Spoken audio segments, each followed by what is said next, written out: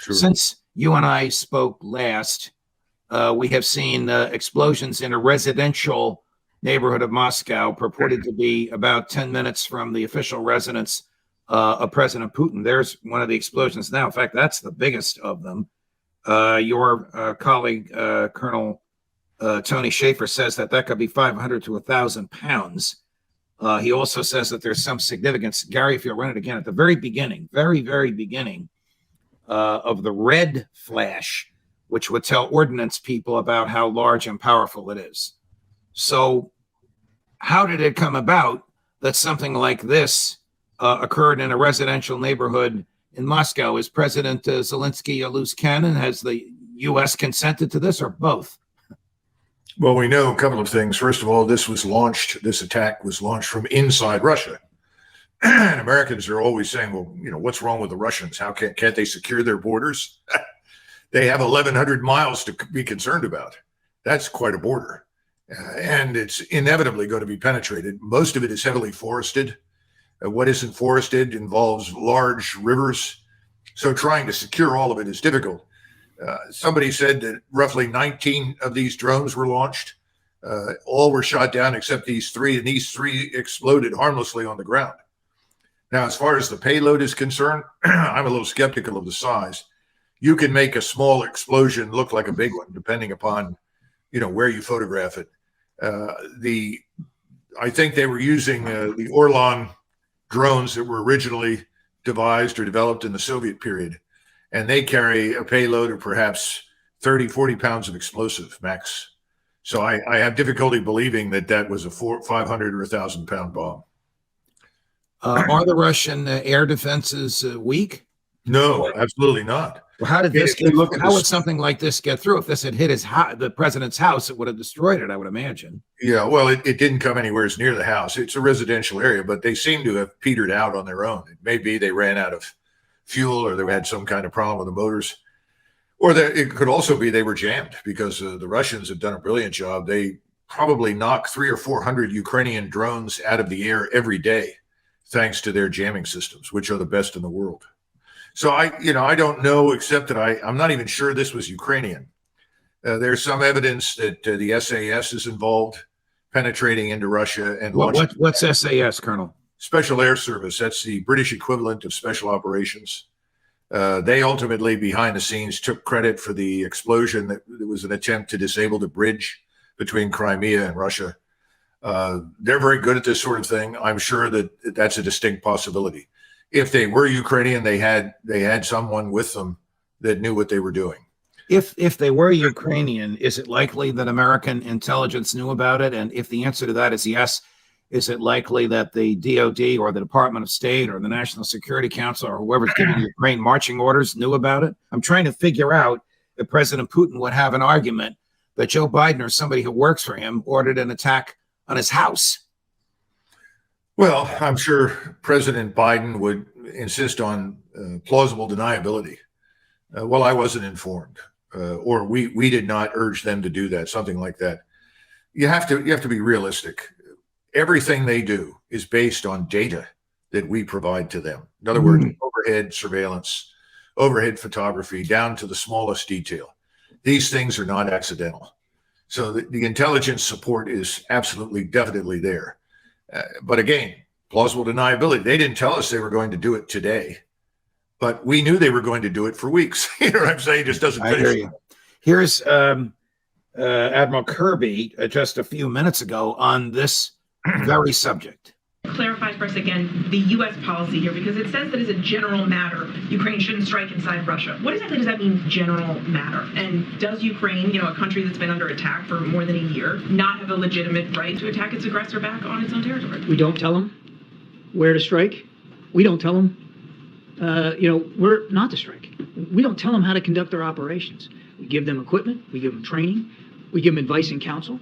Heck, we even do tabletop exercises with them to help them plan out what they're going to do. But ultimately, President Zelensky and his military commanders decide what they're going to do from a military perspective. And they decide what they're going to do with the equipment that has been provided to them and that they now own. All that said, we have been very clear that we do not support attacks inside Russia. And we do not enable and we do not encourage attacks inside Russia. Credible, Colonel?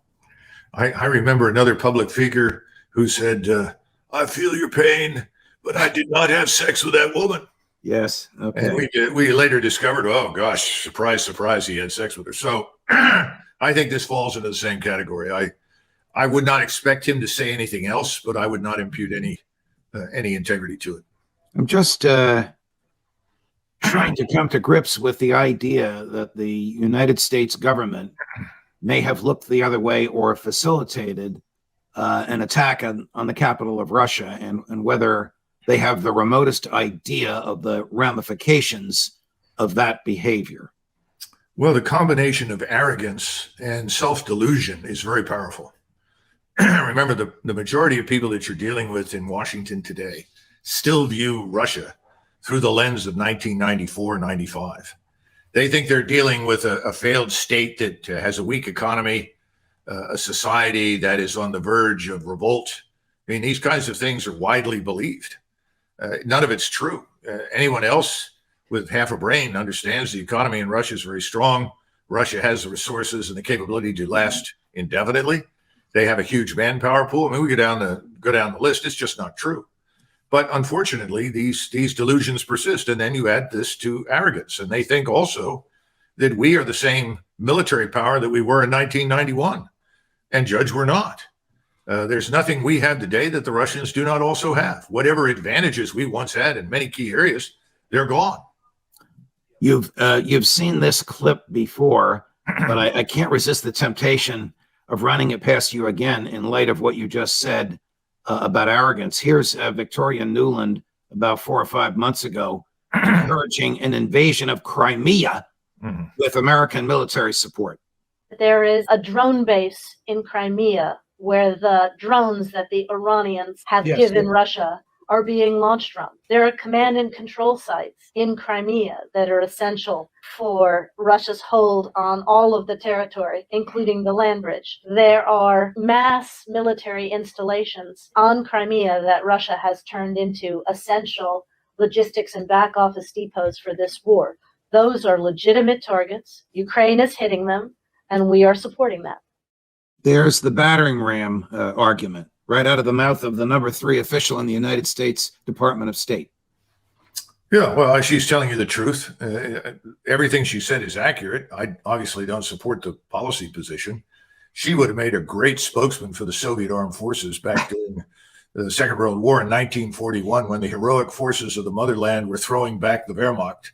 We all know that didn't happen. Went on for years. So this is the sort of thing you just take it in. You understand that this person is part of a partisan group of people who are determined to keep us at war. And not just us, but our allies, and they will do anything in their power to sustain this. And if that involves lying, then so be it. Here's another one of those partisans, Senator Lindsey Graham of South Carolina, just 4 days ago, meeting with President Zelensky in Kyiv. Nice to meet you. How are you, sir? Yeah, we have, I think, the full meeting. Thank you very much. Thanks, United States, people of the United States, for all big support. Thank you so much. Free or die. Free or die. Now you are free. Yes. And we will be. And the Russians are dying. It's the best money we've ever spent. Thank you so much. Well, now, how reckless is that? The best money we've ever spent is on Russians dying. Well, there are two kinds of fools. There's the harmless fool that tells funny jokes and is self-deprecating. And then there are dangerous fools. This man falls into the second category. He's a dangerous fool. He does not understand what he confronts. He does not understand the consequences of our actions that could ultimately spread to Europe and ultimately to the United States. Russia is not just a great power. It is one of the great powers on the planet. And he doesn't seem to get it. He doesn't want to believe that. He's happy with the delusion and the arrogance. And that's what you saw. Remember, he, at the outset of the military conflagration, advised President Biden in a very public way that Putin should be assassinated. Yeah, of course. Well, look, the Senate is a strange place, Judge. The Senate is the closest thing that you're going to find to fantasy land in politics. It's kind of a Mount Olympus with a circus on it. And people bloviate in it all the time, saying lots of things for which they're never held accountable and which they don't really ultimately involve themselves. They say it for effect. He's one of the best, says lots of things for effect. And he assumes that there's no buck stopping at his door. And he misses the point that dragging us into a major war with Russia would be catastrophic for us, for Europe, for the Russians. But he's one of those people, whether they call themselves neocons or supporters of the military, whatever they call themselves, he really never met a war he didn't embrace. I don't mean personally embrace, but politically embrace. Well, he's a combat lawyer, remember. He served as an attorney in places like Iraq and Afghanistan for brief periods as an attorney on the staff of generals. So he knows all there is to know about war. These people are dangerous because you ever drive a tank in combat. Well, I mean, he just doesn't understand, doesn't get it, and he doesn't think there are consequences for his actions or his speech. He's wrong, and I think we're going to see that in the near future, unfortunately. Here's Deputy Secretary of State Newland again. This is just over the weekend. It's unclear to whom she's speaking. It sounds as though she's speaking to Ukrainian leaders or elite in Ukraine. She may be in the U.S., but perhaps via the computer is speaking to them. But I'm interested to hear your thoughts on what she admits and what she expects. And even as you plan for the counteroffensive, which we have been working on with you for some 4 or 5 months, we are already beginning our discussions with the Ukrainian government and with friends in Kyiv, both in the civilian side and on the military side, about Ukraine's long-term future. We'll start with the offensive, about which they've been speaking since the wintertime. Spring is almost over. Tomorrow's the first day of June.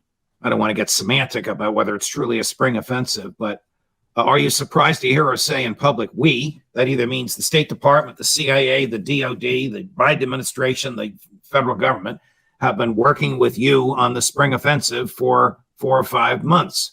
Why in God's name would she say that, even if it were true? Well, she's very proud of it. And she wants to identify herself publicly with the entire crusade to destroy Russia. And that's what this is really all about. She's telling you the truth. And I'm sure that we have worked tediously for many, many months to try and organize for this thing, particularly as the Bakhmut, slaughterhouse was underway. That's why 30 to 35,000 Ukrainian soldiers who've been training at areas in the United States, Canada, Germany, the Czech Republic, and elsewhere are coming back to Ukraine. They're going to form the backbone for much of this offensive. They'll be augmented by whatever is still alive and can carry a weapon and so forth. So, no, I think she's telling you the truth, and she's very proud of that. The second part is actually more interesting. Yes. Because it reminds me of this scene. I don't know if you've seen it or not. Many of your viewers may have, in the movie Downfall. At the end, just before Hitler shoots himself in the bunker, one of the women comes up to him and says, "But mein Führer, what about the inevitable victory?" And he looks at her. He just turns his head away, goes into the room and shoots himself. Well, I think we're dealing with something similar to that. They're putting the cart way out ahead of the horse, and they're never going to see that cart. They're going to be standing around a dead horse. But that's part of the push the I believe button. You cannot be part of this administration, part of the war fever that they've created, unless you push the believe button. I believe in the inevitable victory. It's coming. I believe. And if you walk in and you talk sensibly, say that's utterly ridiculous, that's no chance of ever happening, then you're going to be thrown out of the meeting. It's the same reason why many good, solid intelligence estimates that tell people the truth about what's really happening in Ukraine, on the ground, and in Russia never reach the top, because they don't conform to the narrative. At some point, the narrative becomes the truth that must be believed and defended. And there's nothing more effective than a messenger who believes the lie that the messenger is sending. I want to play it again because I want to pick on the last few words she used. Gary, run it one more time. The last few words she used.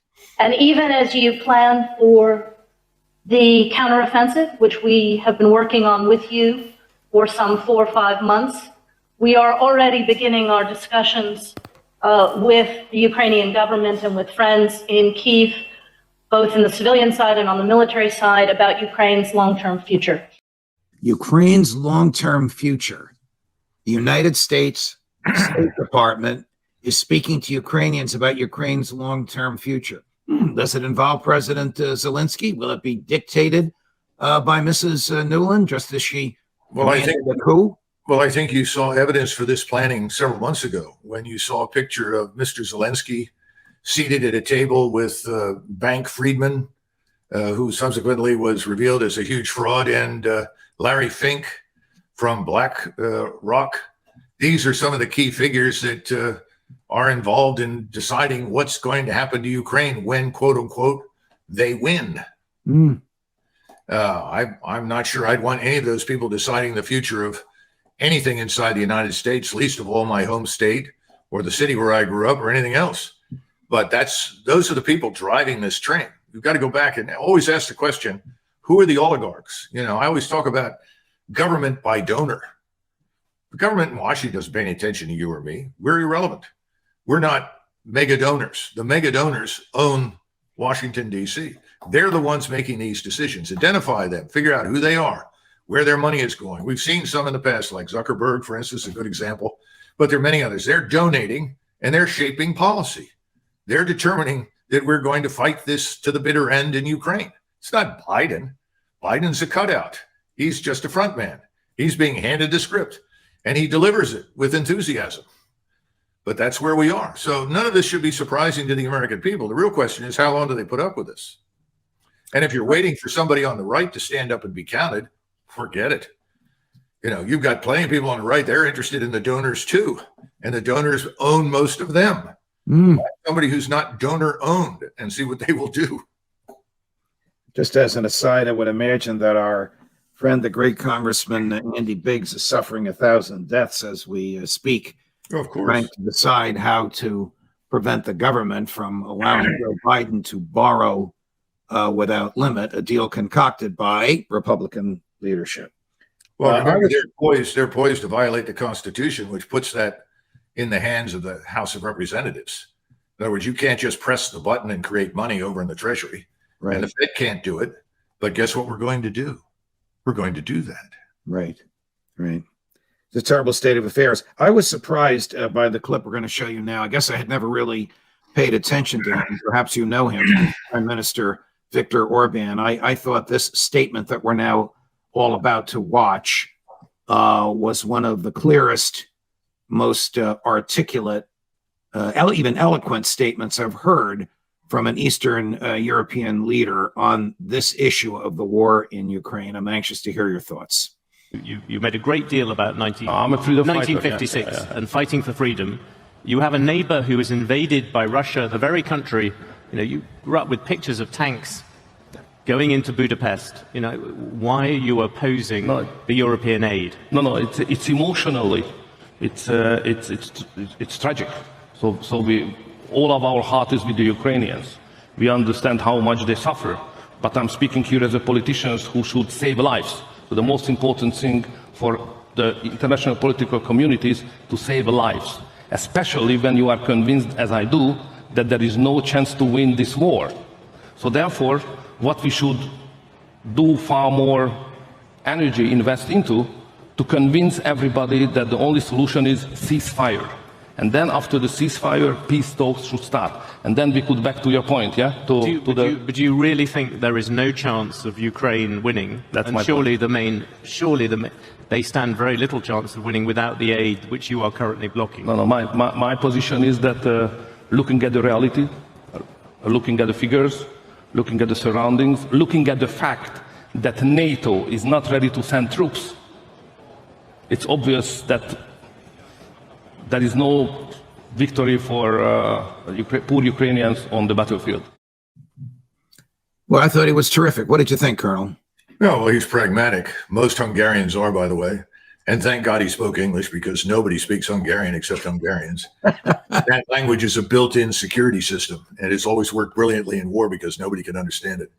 No, Orban's a realist, and he's right. The only thing that I dislike is this comparison of the Soviet era and the Soviet state that existed 80 years ago and what exists today. They are not the same. And the rationale for intervention has nothing to do with the thinking and mentality of the Soviet Union. But that was a British, ostensibly an Englishman, and they are all drunk on this notion that Putin and Russia is the Soviet Union. So that's why he prefaced his remarks. But no, the Ukrainians had no chance of winning, and nobody in Europe is going to send any troops. And we've been saying that for a long time, Judge. Hasn't made any difference. In the past 24 hours, Evgeny Prigozhin made some very interesting statements about the need for mobilization to collect 2 million mobilized, trained and prepared, and not be meat, M-E-A-T. And until we mobilize, we will not win the special operation. Sounds like yet again he's making a very strong statement intended to reach the ears of President Putin. And some of the stuff's a little terrifying. The country must go to a state of war, and society must be mobilized, ready that it will be necessary to live in these conditions for a long time to come. I'm not so sure that Vladimir Putin did not discuss this with Prigozhin before he said it. I think it's a mistake to assume that there is some sort of climate of hostility between or around Prigozhin and Putin. I don't see that at all. I think this is very serious, and I think that it's a response to us. Every time the Russians have evinced any interest in a negotiation of any kind, we've refused it categorically. We've presented ultimatum after ultimatum and insisted that unless the Russians pull out of Ukraine completely, not just Ukraine, but the new borders from 1957, which were never Ukrainian, and then ultimately humiliate themselves and bow down and beg for forgiveness, there can be no peace. I think Putin and his colleagues have finally come around to understanding this reality. I don't think they wanted to believe it. It's true. So if it is true, and you take, for instance, the recent announcement where President Biden said, well, we should send the Ukrainians ATACMS. These are the Army Tactical Missile System that reaches out 200 miles. Still delivers a relatively small warhead, but it's nonetheless a good-sized warhead that can do a lot of damage. We said from the beginning that we were not going to provide these kinds of long-range strike weapons to the Ukrainians. Now, all of a sudden, we're going to do it. If you are a Russian and you're listening to this and watching this, you reach the inevitable conclusion that we are escalating. Every time we make an announcement, every time Biden speaks, the war escalates. Remember, if you go back to the beginning, we're not sending tanks. We're not going to send any aircraft. Whatever we do send is going to be for defensive purposes. All of that is gone, and everything now is one-upsmanship. We're going to send F-16s. Of course, the F-16 is useless without AWACS and a significant ground infrastructure, but suddenly we're going to send F-16s. Pretty soon somebody's going to say send F-15s, I suppose. And oh, by the way, now we're going to send ATACMS that reach out 200 miles. And Putin has said, well, if you listen to his comments just within the last 24 hours where he talked about the recent strike on the military intelligence headquarters in Kiev, that was struck, I think, either by an Iskander missile, tactical ballistic missile, or Kinshal missile, killed large numbers of people, destroyed the entire headquarters. And I think it killed probably several NATO officers, about which we're hearing nothing. And that's something we should hear about. We should know the truth. If Americans are dying over there, along with Frenchmen and British and other officers, then for God's sakes, tell us. But they're not going to, obviously. But Putin has said, well, we've often talked in the past about hitting the quote-unquote decision centers. Well, now they will. And Russian intelligence has always known where everything is. You cannot hide from this overhead surveillance. They've got the equivalent to the National Security Agency and the equivalent of the CIA. They can see everything and hear everything. So now they can systematically go after all of these headquarters filled with the so-called decision makers. I think that's just the beginning. And now we're being told, well, we're going to have to hold the line in Ukraine until the Russians retreat. Well, the Russians aren't going to retreat. They're going to roll up everything into the Dnieper River. They're going to retake Kharkov and Odessa. They're going to pause one more time. And then if nothing happens, they're going to move all the way to the Polish border and Romanian border. But if you're going to do that, what do you need to do in advance? What Prigozhin outlines. So we've succeeded now in pushing the Russians to the brink of national war mobilization. Congratulations. That's what everyone in Europe wants. They want 2 million Russian troops on their borders, Mm. right? And this is the great gift of President Biden and our friend Lindsey Graham and a host of other fools who don't know what they're talking about, who've put us in this very tenuous position.